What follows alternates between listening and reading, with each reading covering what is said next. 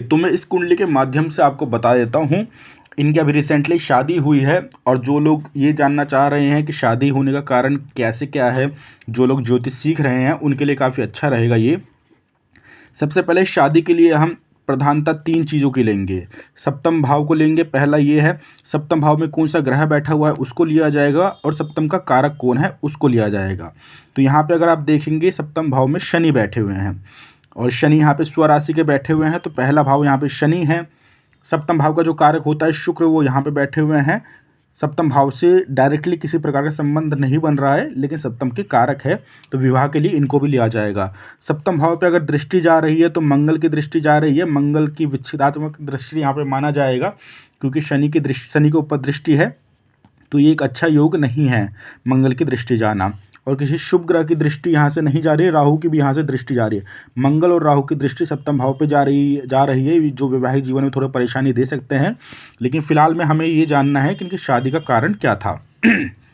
अब इनकी दशाओं पे चलेंगे आप। बुध की महादशा चल रही है इनकी, और बुध में केतु का अंतर्दशा चल रही है, 2026 के जनवरी तक इनकी चल रही है। ठीक है। अच्छा, इनका डेट ऑफ बर्थ जो है 1994 का है। 2025 के लास्ट में इनकी शादी हुई है, दिसंबर में। ठीक है, 2025 के दिसंबर स्टार्टिंग में इनकी शादी हुई है। अब बुध में केतु के अंतर्दशा चल रही है 2026 तक। अब समझते हैं इनकी शादी का कारण क्या है। आप शनि को देखेंगे यहाँ पे, और यहाँ से बुध और केतु का डायरेक्टली कोई संबंध नहीं बन रहा है सप्तम भाव से। अब अगर इनके नक्षत्र पे चलते हैं हम, तो शनि बैठे हुए हैं शतभिषा नक्षत्र में, बुध बैठे हुए हैं विशाखा नक्षत्र में। शनि का जो नक्षत्र है ये राहु का नक्षत्र है, और बुध जिसकी महादशा चल रही है वो विशाखा नक्षत्र में है, जो गुरु का नक्षत्र है। केतु के नक्षत्र में हम चलते हैं, केतु महाराज बैठे हुए भरणी नक्षत्र में, जो शुक्र का नक्षत्र है। अब यहाँ अगर आप देखेंगे तो विवाहिक जीवन के लिए नवमांश कुंडली को भी देखा जाता है, विवाह होने के लिए और विवाहिक जीवन के लिए। तो बुध जो जिसके नक्षत्र में बैठे हुए हैं, वो ग्रह केंद्र में उच्च का बैठा हुआ है दसम भाव में। ये कार्य का होता है कि हस्बैंड वाइफ मिलकर के क्या कार्य कर सकते हैं, शादी के बाद कार्य क्षेत्र और मान सम्मान कैसा रहेगा, वहाँ पे गुरु उच्च के बैठे हुए हैं।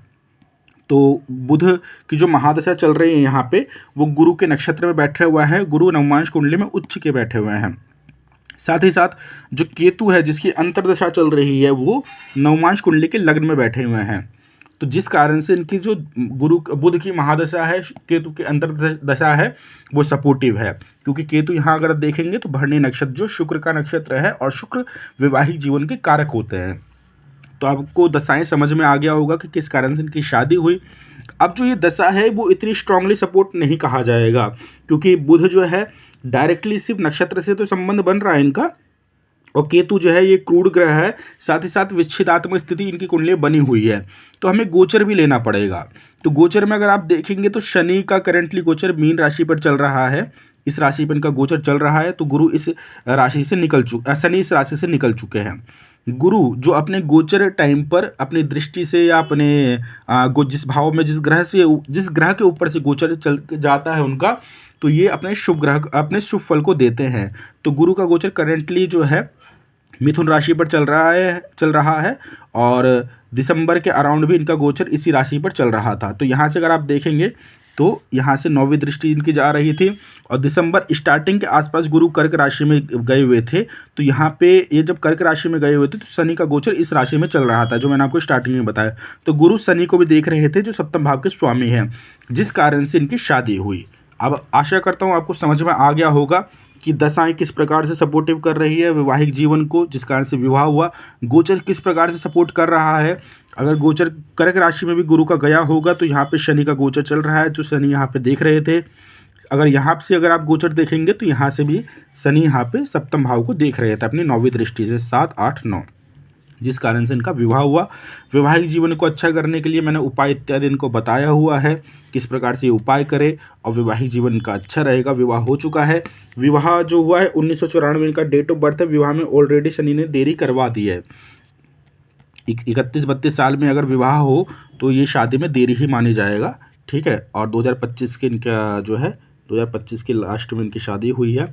तो इस प्रकार से मैंने ये फलित किया है। आशा करता हूँ आपको समझ में आया होगा किस प्रकार से ग्रह अपना फल देते हैं, किस राशि में बैठे हुए हैं। अगर आप देखेंगे, अगर यहाँ पे नवमांश कुंडली में जैसे कुंभ राशि है, जो सप्तम भाव में राशि यहाँ पे बनी हुई है, अगर यहाँ पे कोई ग्रह बैठा होता तो ये राशि तुल्य नवमांश में भी इस ग्रह को लिया जाता है, उसकी दशांतर दशा को। तो इसी राशि में कोई ग्रह नहीं बैठा हुआ है, लेकिन मैंने नक्षत्रों को लिया। जो ग्रह जिसके नक्षत्र में बैठा हुआ है वो उस वर्ग कुंडली के कहाँ बैठा हुआ है, किस स्थिति में बैठा हुआ है, इन सभी बातों का विचार करके फलादेश किया जाता है। आशा करता हूँ आपको समझ में आया होगा, और अगर कोई क्वेश्चन हो तो आप कमेंट करिए या मुझसे कांटेक्ट करिए। मेरा नाम है आचार्य दीपक झा। धन्यवाद।